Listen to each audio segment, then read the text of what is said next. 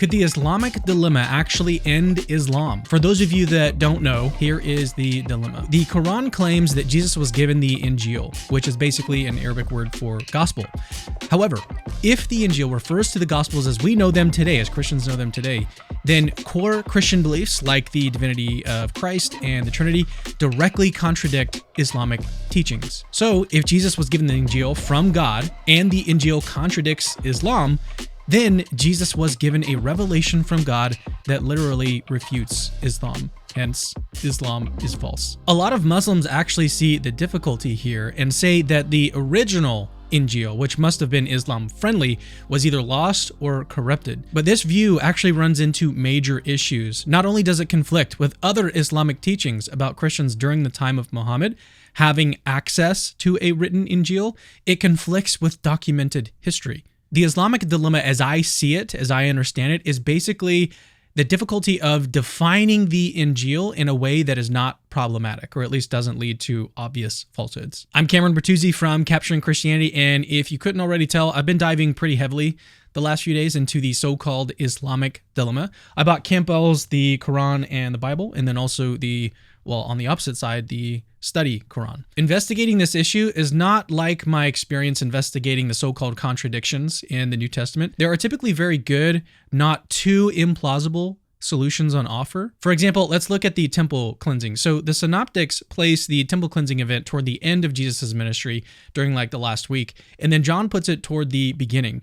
The McGrews and other scholars have suggested a not too implausible harmonization here, namely that there were two temple cleansing events. Nothing in the text themselves or in history makes this solution wildly implausible. So if you think that historically Jesus cleansed the temple once, then plausibly he could have done it a second time, on a different occasion. But none of the solutions that I've seen so far in response to the Islamic dilemma, and I've investigated at least 7 so far from various scholars, none of them are even remotely plausible.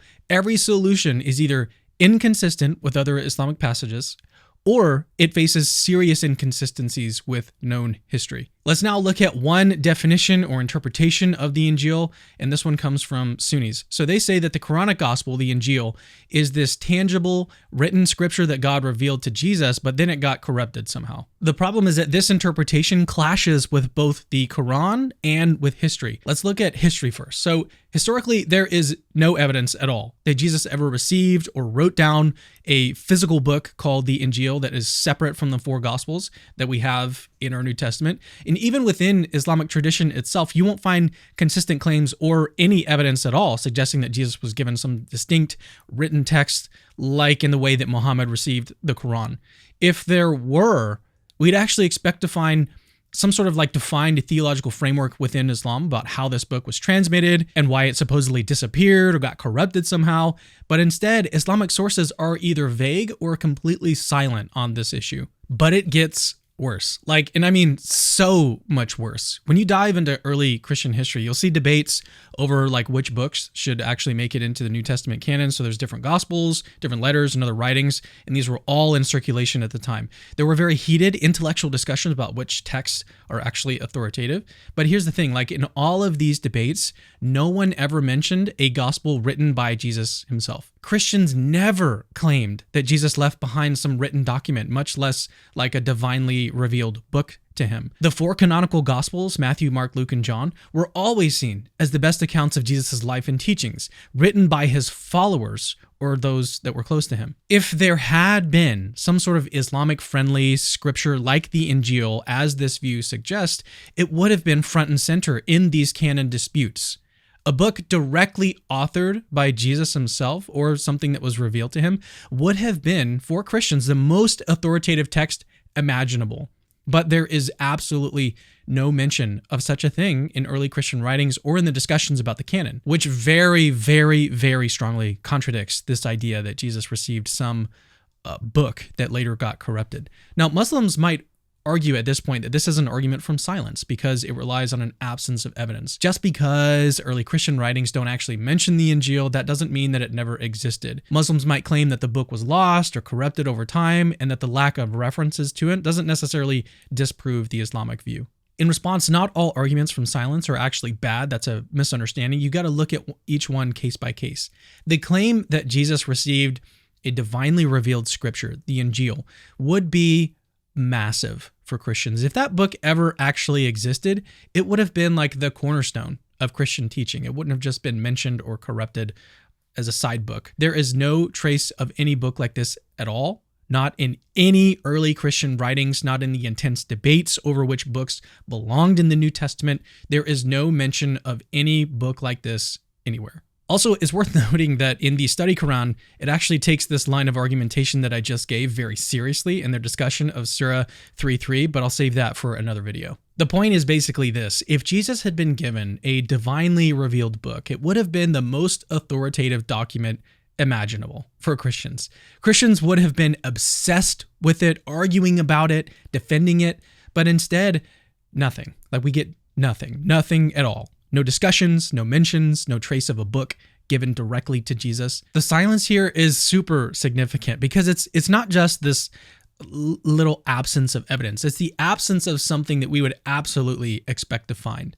If the Injeel actually existed, it would have been front and center in these early Christian debates. The fact that it's literally nowhere to be found casts, I think, very serious doubt on this Islamic claim that Jesus received a physical, divinely revealed book that was actually circulating among Christians. So we're still discussing the Sunni interpretation of the Injeel. Let's circle back to that other problem that I mentioned, which, if you don't remember, highlights the fact that this view actually conflicts with other Islamic passages about the Injeel. First, the Quran seems to stress that God's words cannot be changed or corrupted. Just look at Surah 6:115.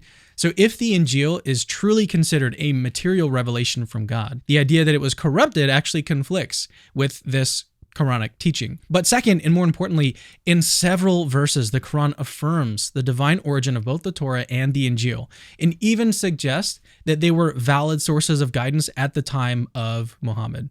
According to Quran.com, it states in Surah 3:3, "He has revealed to you, O Prophet, the book in truth, confirming what came before it, as he revealed the Torah and the Gospel." The word confirming here suggests that at the time of Muhammad, the Injeel and the Torah were regarded as truthful scriptures that aligned with the message of the Quran. If the Injeel had been corrupted, it would be pretty weird and strange to describe the Quran as like confirming it. Now let's look at Surah 5:47. We'll actually start in 46. "Then in the footsteps of the prophets, we sent Jesus, son of Mary, confirming the Torah revealed before him. And we gave him the gospel, containing guidance and light, and confirming what was revealed in the Torah, a guide and a lesson to the God-fearing." Verse 47, "So let the people of the gospel judge by what Allah has revealed in it, and those who do not judge by what Allah has revealed are truly the rebellious." So this verse commands the Christians to judge according to the revelation they received in the gospel, in the Injeel. It implies that the gospel available to them, it had to have been considered a legitimate source of divine guidance. But if the gospel had already been corrupted, it wouldn't make a ton of sense for the Quran to actually instruct Christians to use it for judgment. In these verses, the Quran implies the Injeel wasn't corrupted by the time of Muhammad was alive, which means that the most popular Sunni definition of the Injeel conflicts with the Quran. So to quickly sum up the points so far, the mainstream Sunni belief that Jesus was given this physical book called the Injeel, which somehow later got corrupted, it just doesn't hold up. Like, it doesn't hold up historically or even within the Quran's own teachings. Historically speaking, there is zero evidence that Jesus ever received some distinct, tangible book directly from God. No early Christian writings mention anything like this. And in all of the intense debates over which books should make it into the New Testament, not once does a gospel written by Jesus himself ever come up. If something like the Injeel existed, you'd expect it to be the centerpiece of Christian theology, or at least to make it like in these disputes. But it's completely absent, and I think this silence speaks volumes. And then there's the Quran itself. In several verses, the Quran confirms the divine origin of the Torah and the Injeel, and even suggests that these were valid sources of guidance during Muhammad's time. If the Injeel was supposedly corrupted by this time, why would the Quran actually tell the Christians to judge by it? It just doesn't make any sense. And then remember, the Quran also teaches that God's words cannot be changed in Surah 6:115. So the idea that the Injeel was corrupted, it doesn't align with other verses in Islamic theology. So at the end of the day, this view not only contradicts historical facts, but it also clashes with the Quran's own message. If the Injeel existed as a physical book, it would have been front and center both in Christian debates and in Islamic sources. But instead, we get nothing, like nothing. And I think this is a massive problem for this view. But it's worth mentioning that this is just one view. Like it's a very popular view, but it's just one of the views. Again, I'm still very early in my investigation, so it is entirely possible, at least at this point, that I'll come across some solution that isn't just wildly implausible on multiple fronts.